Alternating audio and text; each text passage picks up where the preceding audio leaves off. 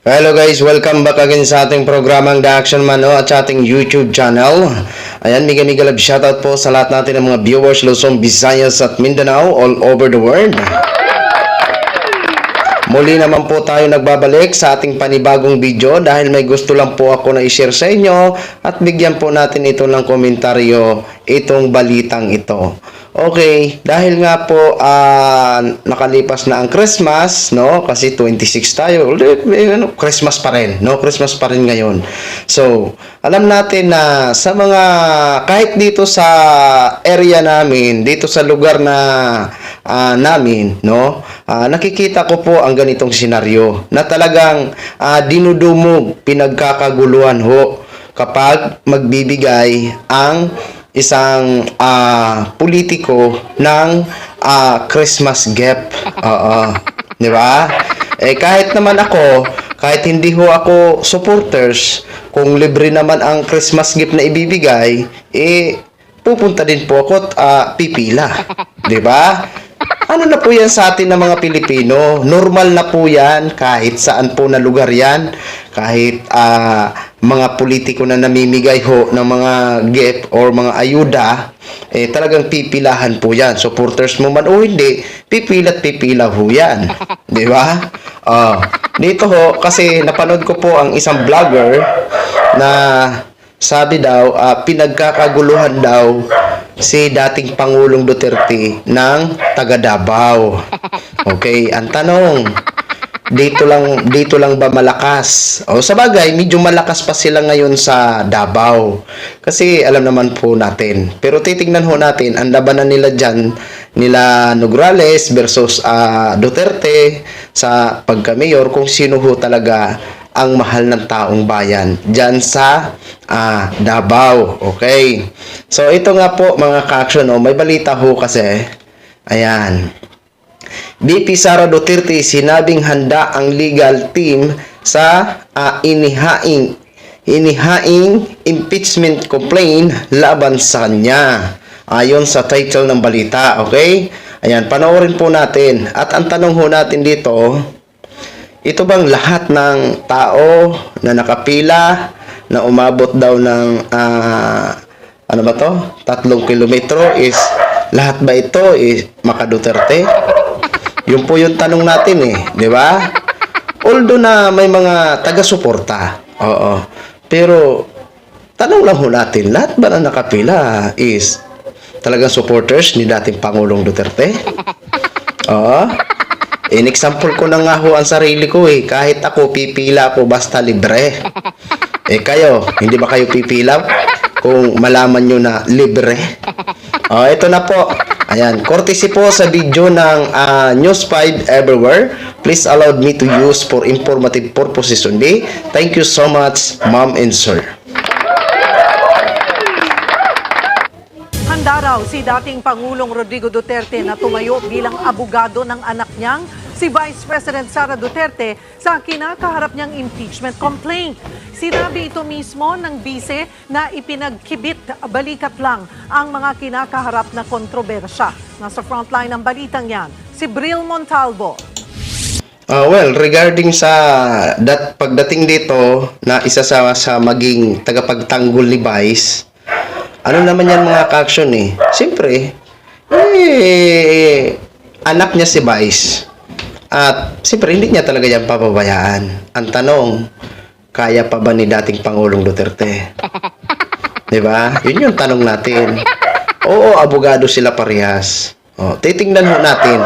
Diyan natin malaman ang galing ni dating Pangulong Duterte. Tingnan ho natin. Diba? Manood na lang ho tayo. Maghihintay ho tayo sa magiging resulta.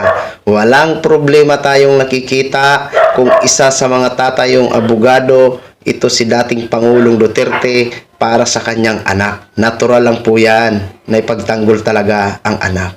Diba? Tuloy ho natin to mga ka-action.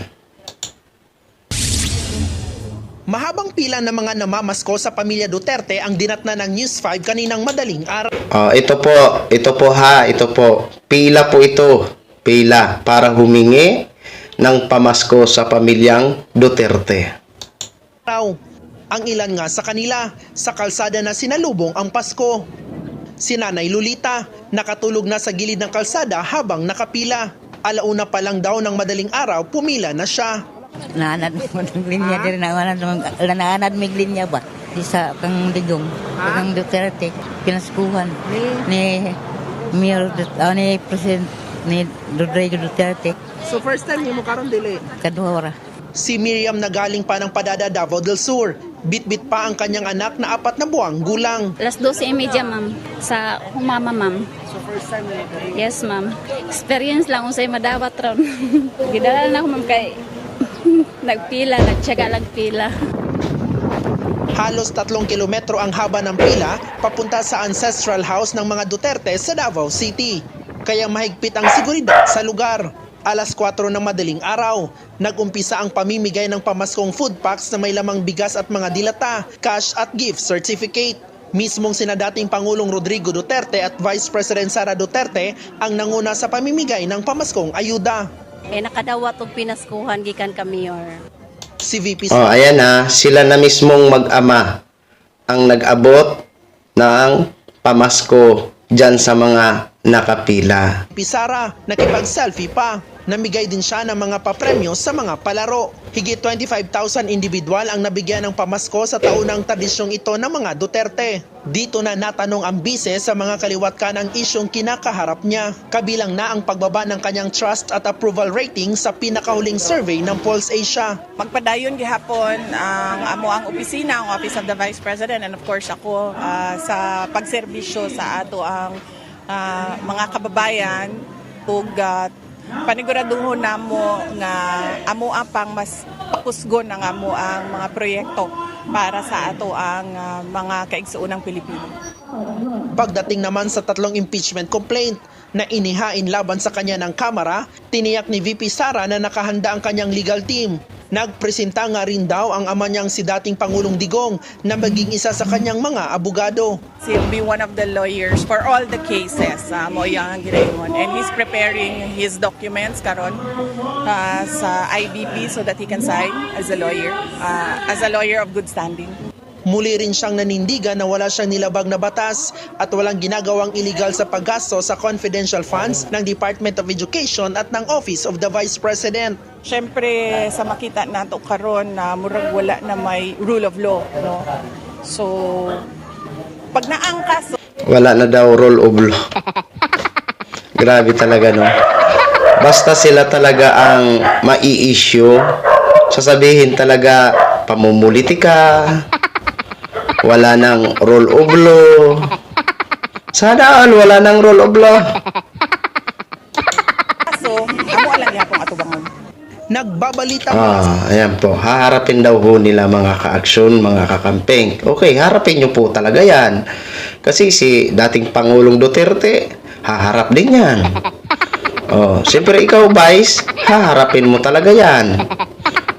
Ipakita mo po talaga sa taong bayan na talagang malinis ka. Malalaman lang ho yan pag matapos na po ang investigasyon. Sa ngayon, siyempre, nananatili pa rin kayo na inosente. Kasi nga, iniimbestigahan pa. 'Di ba?